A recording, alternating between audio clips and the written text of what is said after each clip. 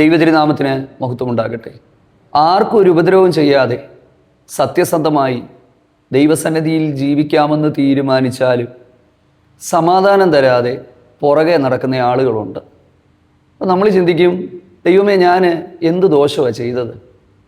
എന്തുകൊണ്ടാണ് എൻ്റെ പിന്നാലെ നടന്നിങ്ങനെ കുത്താനും ഉപദ്രവിക്കാനുമായിട്ടുമൊക്കെ ശ്രമിക്കുന്നത്? 52-ാം സങ്കീർത്തനം അതിനുള്ള ഒരു ഉത്തരമാണ്.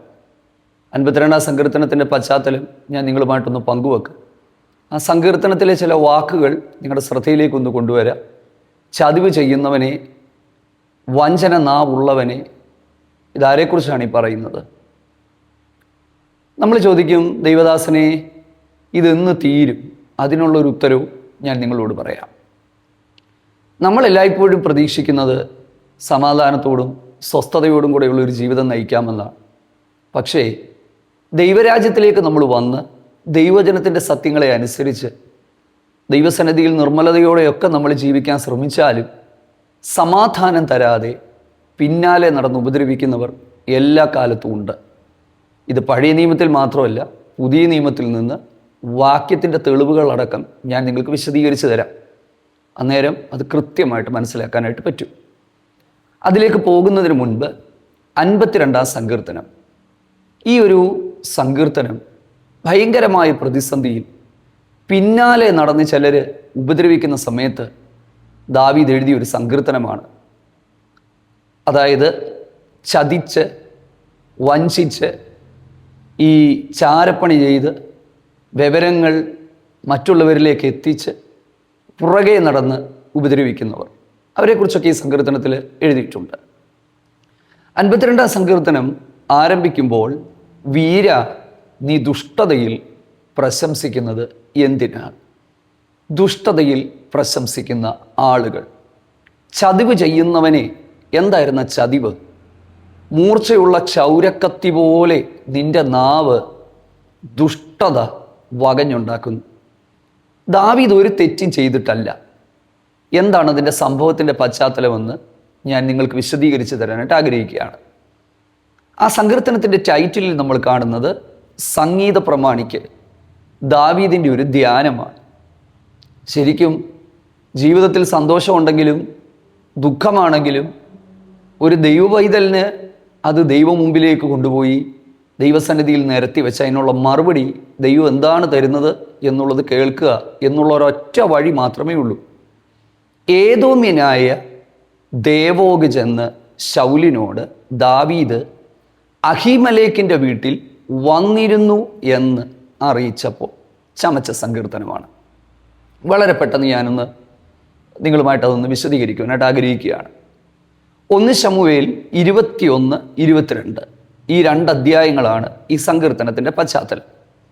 നമ്മൾ ഈ സങ്കീർത്തനത്തിൻ്റെ ടൈറ്റിൽ മാത്രം കാണുമ്പോൾ നമുക്കതിൻ്റെ യഥാർത്ഥമായ ഒരർത്ഥം മനസ്സിലാക്കാനായിട്ട് പറ്റില്ല. നിങ്ങളതൊന്ന് വായിക്കുകയും പഠിക്കുകയും ചെയ്യാനായിട്ട് ഒന്ന് പ്രേരിപ്പിക്കുകയും ചെയ്യുകയാണ്. എന്നാൽ അതോടൊപ്പം തന്നെ സൗകര്യത്തിനായിട്ട് ഞാനതൊന്ന് എൻ്റെ ഒരു വായനയിൽ മനസ്സിലാക്കി അതിൻ്റെ ഒരു ഉള്ളടക്കം നിങ്ങളോടൊന്ന് വിവരിക്കുവാനായിട്ട് ആഗ്രഹിക്കുകയാണ്. ദാവീദ് ഒരു കുറ്റവും ചെയ്തിട്ടില്ല. ഒറ്റ കാര്യമേ ചെയ്തുള്ളൂ, ദൈവത്തിൽ ആശ്രയിച്ച് ഫെലിസ്തീനെ കൊന്നു. ഫെലിസ്തീനെ കൊന്നപ്പോൾ ദാവീദിന് നേരെ ശൗൽ തിരിയുന്നു, സമാധാനം കൊടുക്കാതെ ഇരിക്കുന്നു, കുത്താനായിട്ട് നോക്കുന്നു. എല്ലാ കാലവും അങ്ങനെയാണ്. ദൈവകൃപയും അഭിഷേകവും വിളിയുമൊക്കെ ഉള്ളവനെ ഇല്ലാതാക്കാനാണ് ഈ ലോകം ശ്രമിക്കുന്നത്. യോനാഥാനോട് ദാവീദ് പറയുന്ന വാക്കുകൾ ശ്രദ്ധേയമാണ്. എനിക്കും നിനക്കുമിടയിൽ, ജീവനും മരണത്തിനുമിടയിൽ ഒരടി നീളം മാത്രമേ ഉള്ളൂ. അതായത് മരണത്തെ മുഖാമുഖം കണ്ട് അടുത്ത നിമിഷം എന്തായിത്തീരുമെന്നറിയാതെ ദൈവത്തിൻ്റെ വിളി കേട്ടവൻ വല്ലാത്ത ഒരു അനിശ്ചിതത്വത്തിലും ആശങ്കയിലേക്കും അകപ്പെട്ടു. എന്തു ചെയ്യാനായിട്ട് പറ്റും? അവിടെ നിന്ന് ഓടിപ്പോവുകയല്ലാതെ മറ്റൊരു വഴിയുമില്ല. ഇനി ഒരു രക്ഷയില്ല. നിന്നാൽ തല പോകും, ജീവൻ പോകും. പ്രാണരക്ഷാർത്ഥം അവിടുന്ന് ഓടുകയാണ്. ഓടി അദ്ദേഹം നോബിൽ പുരോഹിതനായ അഹീമലേക്കിൻ്റെ അടുക്കിലേക്ക് എത്തുകയാണ്. നോബ് എന്ന് പറയുന്നത് ഒരു പുരോഹിത പട്ടണമാണ്. അവിടെ ദൈവത്തിൻ്റെ ആലയത്തിൻ്റെ അകത്തേക്ക് ചെന്ന് അദ്ദേഹം വിശന്ന് ക്ഷീണിച്ച ഈ ഓട്ടത്തിൽ ബാല്യക്കാർക്കൊന്നും കഴിക്കാനൊന്നുമില്ലാത്തൊരവസ്ഥയിൽ പുരോഹിതൻ്റെ അരികിലേക്ക് ചെല്ലുകയാണ്. പുരോഹിതന് ഇദ്ദേഹത്തിൻ്റെ സത്യസന്ധതയും നീതിയും ഒക്കെ അറിയാവുന്നതുകൊണ്ട് അദ്ദേഹം ചെയ്ത കാര്യം വിശുദ്ധമായ കാഴ്ചയപ്പം ആലയത്തിൽ നിന്ന് മാറ്റി അത് മാറ്റി വെച്ചിരിക്കുന്ന സമയത്ത്, അത് ചേഞ്ച് ചെയ്യുന്ന ആ സമയത്ത് ആ കാഴ്ചയപ്പം മറ്റാർക്കും കൊടുക്കാൻ പാടില്ല. പക്ഷേ ഇദ്ദേഹം ദൈവകൃപയുള്ളവനാണെന്നും അഭിഷേകമുള്ളവനാണെന്നും മനസ്സിലാക്കി സത്യസന്ധതയിൽ ആ കാഴ്ചയപ്പം കൊടുത്തു. ദൈവത്തിൽ നിന്നുള്ള ചില ആലോചനകളൊക്കെ പറഞ്ഞു. പക്ഷെ സംഭവിച്ചത് ഏദോമ്യനായ ദോവേഗ് എന്നൊരുവൻ അവിടെ ഉണ്ടായിരുന്നു. അവൻ ഇതെല്ലാം കണ്ടുകൊണ്ടിരിക്കുകയാണ്. ഇവൻ ചെയ്ത ചാരപ്പണി എന്താണെന്നറിയാമോ? ദാവീദ് അവിടെ നിന്ന് അടുത്ത സ്ഥലത്തേക്ക് പോയപ്പോൾ ഈ ദോവേഗ് ശൗലിനോട് ഈ വർത്തമാനം പറഞ്ഞു കൊടുത്തു. പച്ച മലയാളത്തിൽ പറഞ്ഞാൽ ചതിവ്, അതായത് വാർത്തകൾ ചോർത്തി കൊടുക്കുക. ഇന്നും അതൊക്കെ ഉണ്ടല്ലോ, ഇല്ലേ? ഒരു ഉപകാരം ചെയ്താൽ പോലും അതിനെ മറ്റൊരു തലത്തിൽ വ്യാഖ്യാനിച്ച് സ്വന്തമായ താല്പര്യങ്ങൾക്ക് വേണ്ടി, ഇഷ്ടങ്ങൾക്ക് വേണ്ടിയൊക്കെ ഈ ചോർത്തി കൊടുക്കുന്ന ആളുകൾ. അങ്ങനെ ശൗലിൻ്റെ അരികിലേക്ക് ചോർത്തി കൊടുത്തു. ശൗലിൻ്റെ അരികിലേക്ക് ചോർത്തി കൊടുത്തതിൻ്റെ പല കാരണങ്ങളുണ്ട്. ഇദ്ദേഹത്തിന് മറ്റെന്തൊക്കെയോ ഗൂഢമായ ലക്ഷ്യങ്ങൾ അതിൻ്റെ പിന്നിലുണ്ടായിരുന്നു. ശൗൽ ഇത് കേട്ടു, നോബിലേക്ക് എത്തുകയാണ്. അഹീമേലെക്കിനോട് കാര്യങ്ങൾ ചോദിക്കുന്നു. അഹീമേലെക്ക് സത്യസന്ധമായിട്ട് ഉത്തരം പറയുന്നു. ഒടുവിൽ നോബിലെ ഈ പുരോഹിതന്മാരെ കൊല്ലാനായി ശൗല് കൽപ്പിക്കുകയാണ്. നോക്കിക്കേ, ഒരു കാര്യവുമില്ലാതെ കൊല്ലാനായിട്ട്, നീ എനിക്ക് നേരെ എന്തിനാണ് തിരിഞ്ഞത് എന്ന് ചോദിച്ച് കൊല്ലാനായിട്ട് കൽപ്പിച്ചപ്പോൾ പുരോഹിതനും തൻ്റെ കുടുംബവും ഒക്കെയാണെന്ന് മനസ്സിലാക്കി ശൗലിൻ്റെ പട്ടാളക്കാർ കൊല്ലാനായി മടിച്ചു നിന്ന സമയത്ത് ഇവരെയെല്ലാം കൊല്ലാൻ ഏദോമ്യനായ ദോവേഗ് തയ്യാറായി. 85 പഞ്ഞിനൂലങ്കി ധരിച്ച പുരോഹിതന്മാരെയാണ് ഇയാൾ വെട്ടിക്കൊന്നത്. നോബ് എന്ന് പറയുന്ന ആ ഒരു പുരോഹിത നഗരത്തിലെ സകലതും ഇല്ലാതാക്കി കളഞ്ഞപ്പോൾ അബ്യാഥാർ എന്ന് പറയുന്ന ഒരുവൻ മാത്രം രക്ഷപ്പെട്ടുകൂടി. ഈ വാർത്ത അറിഞ്ഞപ്പം പകരത്തിന് പകരം ചെയ്യാൻ പറ്റാത്തതുകൊണ്ട് ദൈവസന്നിധിയിലേക്ക് ഈ വിഷയം കൊണ്ടുവന്ന് ദൈവം മുമ്പിലേക്ക് വെക്കുകയാണ്. അതാണ് 52-ാം സങ്കീർത്തനത്തിൻ്റെ പശ്ചാത്തലം. പ്രിയപ്പെട്ടവരെ, വേദപുസ്തകത്തിലെ ചില ചരിത്രങ്ങൾ മാത്രം നമ്മൾ കേട്ടിട്ട് അതിൽ നിന്ന് കുറച്ച് അറിവുകൾ സമ്പാദിക്കാമെന്നല്ലാതെ നമ്മുടെ ആത്മീയ കാഴ്ചപ്പാടുകൾ അത് ശരിയായ നിലയിലേക്ക് എത്തണമെങ്കിൽ ഇതിൻ്റെ പുതിയ നിയമത്തിലേക്ക് നമ്മൾ വരണം. അപ്പം നിങ്ങൾ ചോദിക്കും, ഇത് പഴയ നിയമത്തിലല്ലേ, പുതിയ നിയമത്തിലുണ്ടോ? തീർച്ചയായിട്ടുമുണ്ട്. അപ്പോസ്തല പ്രവർത്തികളിൽ ഒക്കെ നമ്മൾ വായിക്കുക. ദൈവത്തിന് വേണ്ടി പ്രയോജനപ്പെടുന്നവന് ഉപദ്രവമുണ്ടോ? പിന്നിൽ നിന്ന് കുത്തുമോ? അവനെ ഇല്ലാതാക്കാൻ ശ്രമിക്കുമോ? ശ്രമിക്കും. നിങ്ങൾ ദൈവത്തിന് വേണ്ടി പ്രയോജനപ്പെടാനായിട്ട് തീരുമാനിക്കുമ്പോൾ ലോകത്തിൻ്റെ സകല ശക്തികളും നിങ്ങൾക്കെതിരെ തിരിയും. യേശു ഉയർപ്പിച്ച ലാസറിനെ പോലും കൊല്ലണമെന്ന് ചിന്തിച്ചൊരു ലോകത്തിലാണ് ജീവിക്കുന്നത്. ഇത് നമ്മുടെ മനസ്സിൽ എല്ലായ്പ്പോഴും ഉണ്ടെങ്കിൽ കുറച്ച് വേദനകളും പരിഭവവും ഒക്കെ നമുക്ക് ഒഴിവാക്കി ജീവിക്കാനായിട്ട് പറ്റും. അപ്പോസ്തലനായ പൗലോസിൻ്റെ ഏറ്റവും ഒടുവിലത്തെ ലേഖനം എന്ന് പറയുന്ന ലേഖനമാണ് തിമത്തിയോസിൻ്റെ 2-ാം ലേഖനം. 2-ാം ലേഖനം മരണത്തെ പ്രതീക്ഷിച്ചുകൊണ്ട് തൻ്റെ ശുശ്രൂഷ കഴിഞ്ഞു, പ്രിയം വെച്ച കർത്താവിൻ്റെ സന്നിധിയിലേക്ക് ഞാൻ പോകാനായിട്ടുള്ള സമയമായി എന്ന് ആത്മീക വെളിപ്പാട് പ്രാപിച്ച ഈ ഒരു ശക്തനായ ദൈവദാസനായ പൗലോസ് തിമത്തിയോസിനോട് പറയുന്ന വാക്കുകൾ കണ്ണുനീരോടെ മാത്രമേ നമുക്ക് കേട്ടിരിക്കാനായിട്ട് പറ്റുള്ളൂ. അതായത് 2 തിമത്തിയോസ് 3-ാം അധ്യായത്തിൻ്റെ 10 മുതലുള്ള വാക്യങ്ങളിൽ പറയുകയാണ്, അന്ത്യോക്യയിലും ഇക്കോന്യയിലും ലുസ്ത്രയിലും ഞാൻ അനുഭവിച്ച ഉപദ്രവങ്ങൾ, കഷ്ടാനുഭവങ്ങൾ നീ കണ്ടറിഞ്ഞവനാണ്. ആരെങ്കിലും പറഞ്ഞ് നീ കേട്ടെന്നല്ല. മകനെ തിമത്തിയോസെ, നീ അത് കണ്ണാലെ നീ കണ്ടിട്ടുണ്ട്. നീ ഒരു കാര്യം മനസ്സിലാക്കണം, എൻ്റെ കാലശേഷം അടുത്ത ശുശ്രൂഷകനായി മുമ്പിൽ നിൽക്കേണ്ടവന് നീയാണ്. ക്രിസ്തുവേശുവിൽ ഭക്തിയോടെ ജീവിക്കുവാൻ ശ്രമിക്കുന്നവർക്കെല്ലാം ഉപദ്രവം ഉണ്ടാകും. എന്നിട്ട് അദ്ദേഹം പറയുകയാണ്, അതെല്ലാറ്റിൽ നിന്നും കർത്താവ് എന്നെ വിടുവിച്ചു. ഇതാണ് നമ്മുടെ ധൈര്യം. ഞാൻ ഈ ഒരു വീഡിയോയുടെ ആരംഭ സമയത്തിൽ പറഞ്ഞതുപോലെ നമ്മൾ ദൈവസന്നിധിയിലേക്ക് വരുമ്പോൾ നമ്മുടെ പ്രതീക്ഷ എന്ന് പറയുന്നത് നമുക്കൊരു കുഴപ്പമില്ല, എല്ലാവരും നമ്മളെ സ്നേഹിക്കും, അംഗീകരിക്കും, നിൻ്റെ ശുശ്രൂഷയെ അംഗീകരിക്കും, നിൻ്റെ ആത്മീക വിളിയെ അംഗീകരിക്കും എന്നൊക്കെയാണ്. പക്ഷെ ദുഃഖകരമെന്ന് പറയട്ടെ, സത്യത്തിന് എല്ലായ്പ്പോഴും എതിരാളികളുണ്ട്. അവിടെ എഴുതിയിരിക്കുന്നത് ദുഷ്ടമനുഷ്യരും മായാവികളും വഞ്ചിച്ചും വഞ്ചിക്കപ്പെട്ടും കൊണ്ട് മേൽക്കുമേൽ ദോഷത്തിൽ മുതിർന്നു വരും.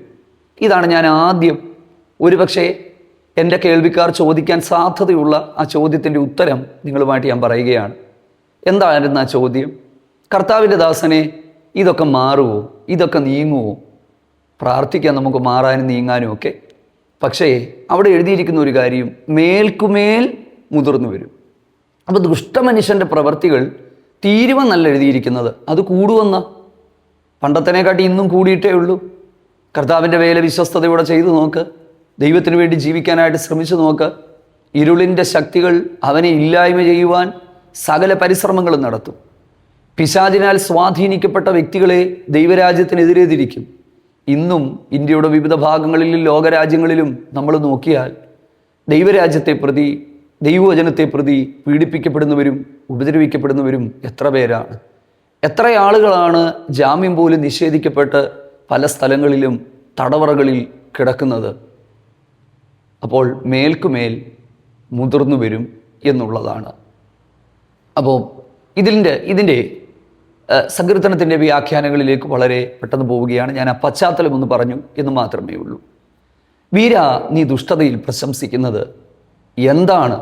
ദൈവത്തിൻ്റെ ദയ നിരന്തരമാകുന്നു. എൻ്റെ പ്രിയപ്പെട്ടവരെ, ഇതെല്ലാം ഉണ്ടെങ്കിലും നമുക്കൊരു കാര്യം ഉറപ്പാ, ദൈവത്തിൻ്റെ ദയയിലാണ് നമ്മൾ ആശ്രയിക്കുന്നത്. അടുത്തത്, ചതിവ് ചെയ്യുന്നവനെ മൂർച്ചയുള്ള ക്ഷൗരക്കത്തി പോലെ നിന്റെ നാവ് ദുഷ്ടത വകഞ്ഞുണ്ടാക്കും. അങ്ങനെയൊക്കെയുള്ള ചില ആളുകളുണ്ട് കേട്ടോ, ചതിയന്മാർ. വിവരങ്ങൾ ചോർത്തി ഒരു സ്ഥലത്ത് നിന്ന് മറ്റൊരു സ്ഥലത്തേക്ക് കൊണ്ടുപോകുന്നവർ, സ്നേഹം നടിച്ച് ഉള്ളിലിരിപ്പ് മനസ്സിലാക്കാനായി പക്ഷം നിന്ന് പറഞ്ഞ് എന്തെങ്കിലും കിട്ടിയാൽ അത് അപ്പം പോലെ അതെ ഏറ്റെടുത്ത് മറ്റുള്ളവരുടെ കയ്യിൽ കൊണ്ടുപോയി കൊടുത്ത് സന്തോഷം കണ്ടെത്തുന്നവർ, തമ്മിലടിച്ച് സന്തോഷം കണ്ടെത്തുന്ന ആളുകൾ, അങ്ങനെയൊക്കെയുള്ള ചില ആളുകളുണ്ട്. അപ്പം അതാണ് പറയുന്നത്, നിന്റെ നാവ് ദുഷ്ടത വകഞ്ഞുണ്ടാക്കുന്നു. നീ നന്മയേക്കാൾ തിന്മയെയും നീതിയെ സംസാരിക്കുന്നതിനേക്കാൾ വ്യാജത്തെയും ഇഷ്ടപ്പെടുന്നു. ചിലരങ്ങനെ തന്നെയാണ്. അവർ സത്യമല്ല ഇഷ്ടപ്പെടുന്നത്, അവർ വ്യാജത്തെയാണ് ഇഷ്ടപ്പെടുന്നത്. നീ വഞ്ചന നാവും നാശകരമായ വാക്കുകളൊക്കെയും ഇഷ്ടപ്പെടുന്നു. ദൈവം നിന്നെ എന്നേക്കും നശിപ്പിക്കും. ഇതാണ് അതിൻ്റെ ഒടുവിൽ എന്ന് പറയുന്നത്.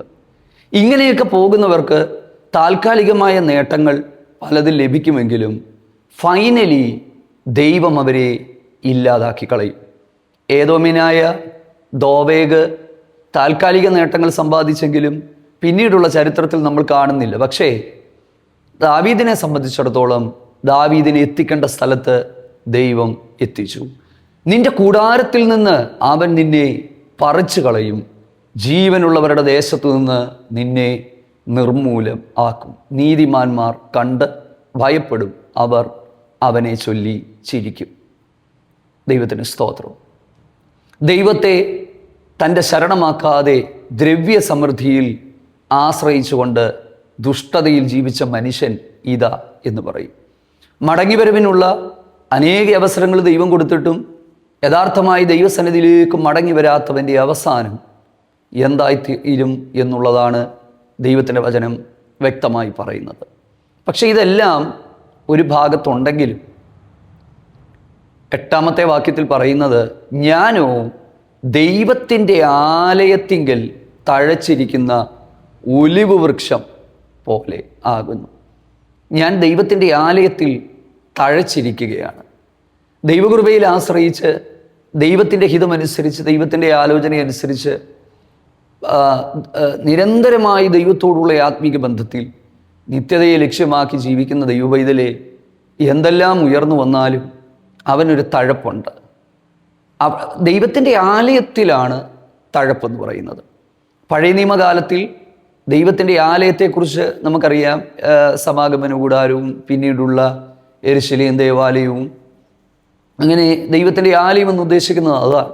പുതിയ നിയമത്തിൽ എവിടെയാണ് ആലയം? നമ്മൾ ജീവനുള്ള ദൈവത്തിൻ്റെ മന്ദിരമാകുന്നു. 2-3 പേർ എൻ്റെ നാമത്തിൽ കൂടി വരുന്നിടത്ത് ഞാനുണ്ട്.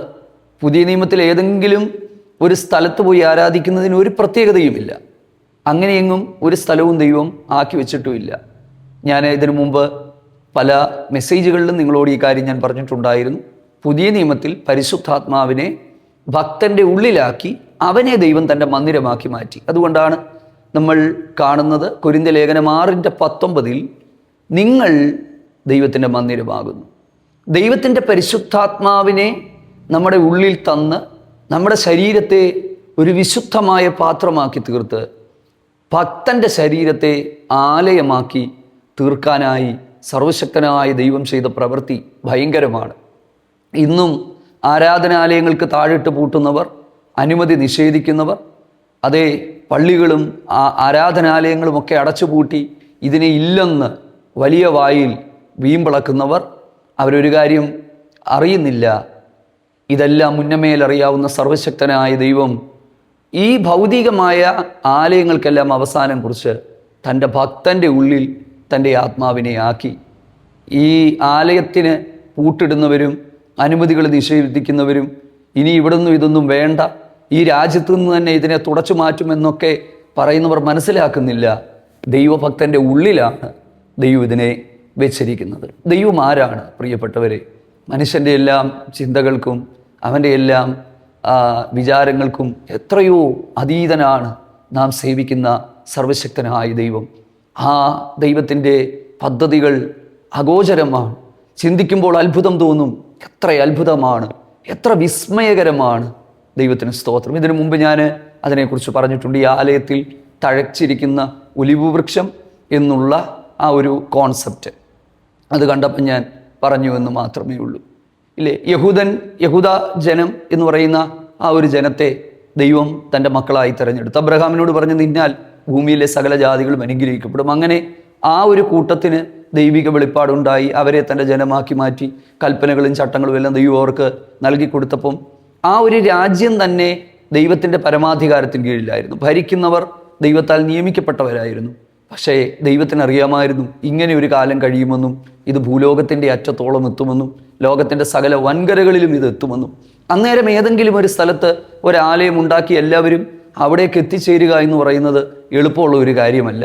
ഇല്ലേ, ഞാൻ ചില സമയത്ത് പറയുന്നത് പോലെ കാശുള്ളവനെല്ലാം ഇന്നത്തെ കാലത്ത് യെരുശലേമിൽ പോയി ആരാധിക്കണമെന്നൊരു കൽപ്പനയായിരുന്നു ഉണ്ടായിരുന്നെങ്കിൽ കാശുള്ളവനെല്ലാം പോയി അവിടെ പോയി ആരാധിച്ചിട്ട് വന്ന് അവർ സാക്ഷ്യം പറയുമായിരുന്നു, ഇതങ്ങനെയാണ്, എത്ര മനോഹരമാണ്. അപ്പം ഇതിനൊന്നും പോകാൻ സൗകര്യമില്ലാത്ത ആളുകൾ ആകാശത്തേക്ക് നോക്കി അന്താളിച്ചിരിക്കുമായിരുന്നു. ദൈവമേ, കുറച്ച് പൈസ കിട്ടിയിരുന്നെങ്കിൽ ലോണെങ്കിലും ഒന്നെടുത്ത് അവിടുന്ന് പോയി ഇതൊക്കെ കാണാം, ജീവിതകാലത്ത് ഒരിക്കലേലും ഒന്ന് പോകാൻ പറ്റുമായിരുന്നു എന്നൊക്കെ ചിന്തിച്ചേനെ.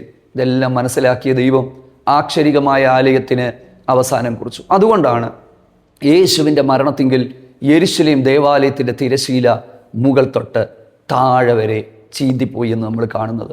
അതായത് ന്യായപ്രമാണ കാലഘട്ടത്തിന് അന്ത്യം ദൈവം കുറിച്ചുകൊണ്ട് വിശ്വസിക്കുന്നവൻ്റെ ഉള്ളിലേക്ക് തൻ്റെ ആത്മാവിനെ നിക്ഷേപിച്ച് 2-3 പേർ എൻ്റെ നാമത്തിൽ കൂടുന്നവരുടെ ഇടയിൽ ഞാൻ ഉണ്ടെന്ന് പറയത്തക്ക നിലയിലേക്ക് ഒരു ചെറിയ കൂട്ടമായി നിന്നാലും അവിടെയും തൻ്റെ സാന്നിധ്യത്തിൻ്റെ ഉറപ്പ് നൽകിക്കൊണ്ട് ഒരത്ഭുതകരമായ കാലഘട്ടത്തിന് ദൈവം തുടക്കം കുറിച്ചെങ്കിൽ അതിനെക്കുറിച്ചൊക്കെ ചിന്തിക്കുകയും പ്രസംഗിക്കുകയും ചെയ്യുമ്പോൾ നമുക്ക് ഇമാജിൻ ചെയ്യാൻ പറ്റുന്നതിനപ്പുറമാണ്. ഞാൻ പല സമയങ്ങളിലും ഇതോർത്ത് ദൈവത്തെ സ്തുതിക്കുകയും സ്തോത്രം ചെയ്യുകയും ചെയ്യാറുണ്ട്.